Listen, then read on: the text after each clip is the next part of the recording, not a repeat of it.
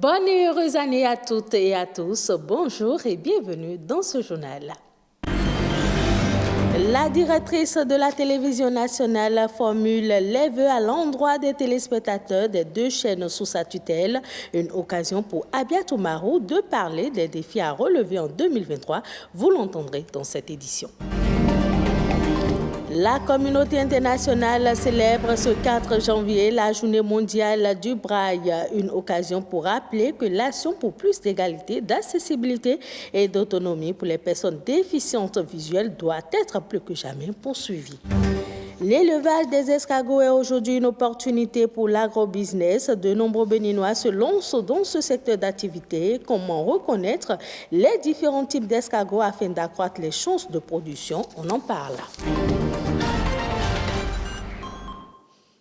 Bienvenue dans cette édition. À l'orée d'une nouvelle année, les vœux sont formulés aux personnes proches, aux collaborateurs. La directrice de la télévision nationale n'a pas dérogé à la tradition. Elle a formulé ses vœux les meilleurs à l'endroit des téléspectateurs. Abia Toumarou, directrice de la télévision nationale, parle des défis à relever en 2023.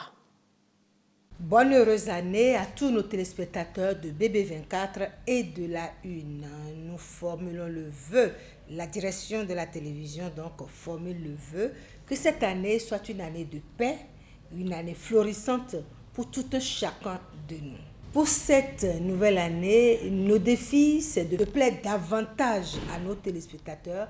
Et pour plaire davantage à nos téléspectateurs, c'est leur proposer ce qu'ils aiment, ce en quoi ils se retrouvent et se reconnaissent.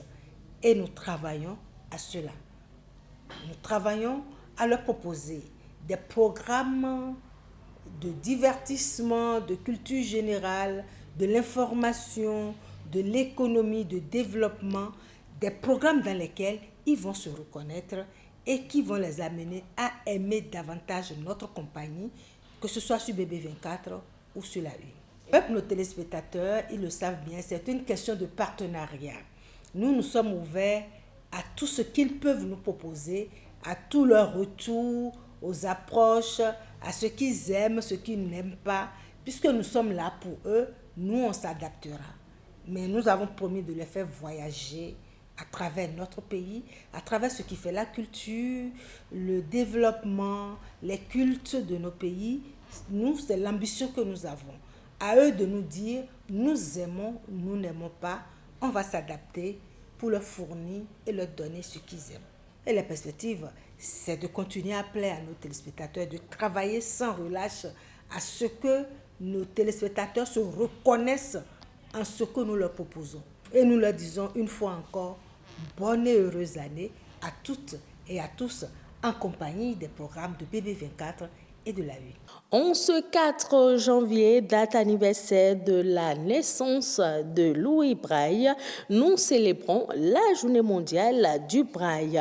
Une journée qui souligne l'importance du braille dans la réalisation des droits fondamentaux des personnes aveugles et malvoyantes. Mais qu'est-ce que le braille et en quoi est-il essentiel pour l'inclusion sociale des personnes aveugles et malvoyantes? Ulvaeus Balogun nous apporte des éléments de réponse. Si les personnes aveugles ou fortement malvoyantes du monde entier peuvent aujourd'hui lire et écrire, c'est grâce à Louis Braille.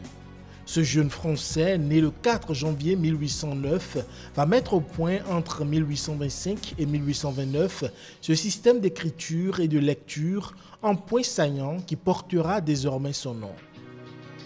Utilisé aujourd'hui par plus de 8 millions de personnes aveugles partout dans le monde, le braille est un système qui repose sur 6 points dont les combinaisons débouchent sur la réalisation de 63 signes permettant de réaliser l'ensemble des lettres de l'alphabet, de couvrir tous les accents, de produire les signes mathématiques et scientifiques et d'établir une musicographie complète permettant aux artistes aveugles une pratique remarquable de la musique.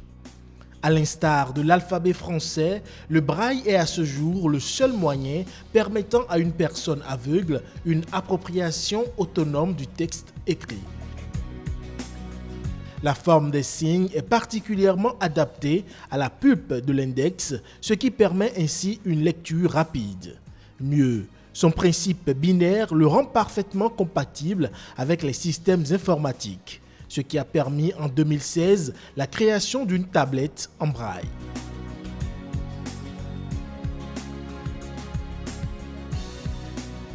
Ce système d'écriture tactile à points saillants donne aux personnes aveugles et malvoyantes un accès aux mêmes livres et revues que ceux destinés à une lecture visuelle. Et même si à ce jour encore trop peu de livres sont accessibles en braille, il est essentiel en termes d'accès à l'éducation, à la liberté d'expression et d'opinion, ainsi qu'à l'inclusion sociale. D'ailleurs, la pandémie de la Covid-19 a révélé à quel point il est vital de produire des contenus en braille ou en format audio pour les personnes aveugles ou malvoyantes afin de leur éviter d'être exposées à un risque de contamination parce que n'ayant pas accès aux directives et aux précautions destinées à protéger la population. Le braille continue encore et certainement pour longtemps d'être le support privilégié des aveugles, un moyen indispensable à l'acquisition des connaissances. L'escargot est reconnu comme l'animal terrestre le plus long au monde. C'est un gastéropode très prisé dans la gastronomie béninoise. Sa production se présente assez facile et nécessite un dispositif adapté. Au Bénin, nombreux sont les héliciculteurs qui vivent de leurs activités. Quels sont les différents types d'escargots qui existent et comment les reconnaître pour accroître les chances d'une bonne production? Suivons cet élément de Marcel Betoro pour plus de précision. L'élevage des escargots comestibles est appelé héliquiculture. Ici, c'est l'escargot géant africain ou acatine. Son élevage est appelé acatiniculture, référence faite aux acatines. Au Bénin, l'élevage des escargots prend en compte plusieurs espèces. Ça, c'est l'espèce Acatina fulica. La comparaison avec la coquille des autres espèces, vous retrouvez que le bout de la coquille est pointu. Mais vous avez les stries qui se trouvent sur la coquille. Vous allez trouver des stries noires intercalées de blanc. Par contre, si vous prenez Acatina et Acacatina marginata, vous retrouvez que la chair de Acacatina marginata est très noire. Et c'est une espèce d'origine forestière. L'amateur d'escargots peut se lancer dans l'élevage, une activité qui prend peu de temps et de place. Parmi les multiples méthodes, la plus simple pour le débutant est extensive et en extérieur. Non seulement moi j'aime l'escargot, c'est que je les élève aussi, j'ai appris à élever l'escargot. Vous mettez de la terre de bas en bas, vous mettez la terre de fumier dessus, vous mettez de terre chaude, vous arrosez, vous mettez quelques escargots, et que les soirs, vous leur donnez à manger à partir des feuilles. Vous arrosez le sol, mais quelques mois, il y a plein de petits escargots qui sont nés. Et puis, c'est comme ça qu'on élève les escargots. C'est qu'il faut arroser et donner à manger. Ils ne sortent pas dans la journée. Le mode de vie des escargots est bien connu. Si vous prenez l'escargot en élevage, vous allez constater que dans la journée, c'est comme s'il n'y a rien de disponible. Mais dans la nuit, autour de 19h, quand l'humidité de l'air est un peu beaucoup plus chargée, ils sortent et ils vivent convenablement, ils mangent et autres là. Pour accroître l'élevage des escargots au Bénin, des recherches ont été menées sur le plan des techniques de production ainsi que l'alimentation des sujets. Les escargots font partie des produits forestiers non liés d'origine animale. Les champignons comestibles aussi font partie des produits forestiers non liés d'origine végétale. Mais le tout cohabite dans le même écosystème. De là, on a dit qu'il y a possibilité de produire les champignons et d'intégrer dans leur alimentation. Donc on a fait ça pour voir ce que ça va donner comme résultat. Ça a donné un résultat encourageant. Au Bénin, la commercialisation de l'escargot est vue comme une activité de luxe, compte tenu du coût élevé des escargots sur le marché. Ne consomme pas qui veut, mais qui peut.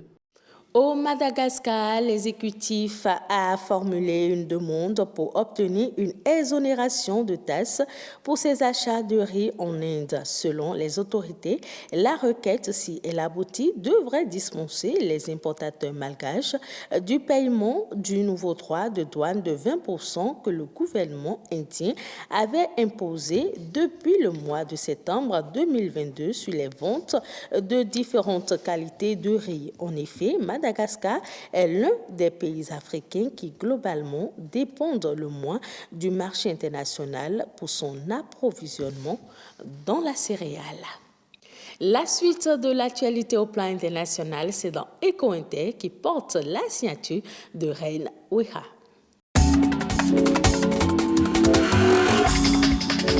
Le sucre mauricien relève la tête après plusieurs années difficiles. Sur l'île Maurice, la filière cannière sujette aux fluctuations des prix sur le marché du sucre européen qui tente de diversifier ses débouchés. La baisse de production sucrière en Europe due à la crise énergétique profite à la filière cannière de ce pays. La conjoncture est favorable avec des prix moyens sur le marché européen estimés à 700 €, soit environ 460 000 francs CFA la tonne. L'île Maurice exporte sa production spéciale de sucre dans 55 pays du monde.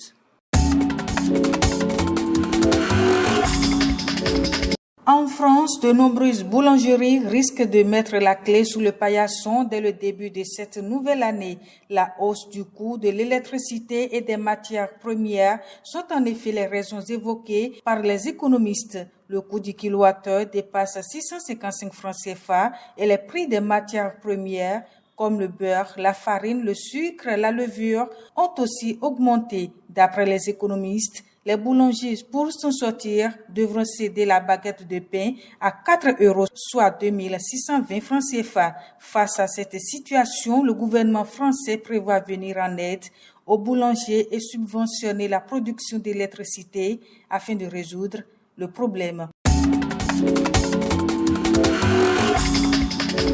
Et puis, en Chine, on note une inflation des prix des agrumes. Cette hausse des prix serait due à la levée des restrictions sanitaires et à une augmentation des contaminations au Covid-19. En effet, le citron, la fraise, l'orange, la groseille et la poire sont considérés comme des stimulants naturels de l'immunité. Pour exemple, 2 citrons emballés sont vendus aujourd'hui à 1,8 €, soit environ 1179 francs CFA. Cette inflation des prix de ces agrumes est essentiellement due au fait qu'ils constituent des ingrédients de recettes de grand-mère riches en antioxydants. Et ce sera tout pour cette édition. Merci de l'avoir suivi. Retrouvez ce journal sur le site de l'ORTB, www.ortb.pj.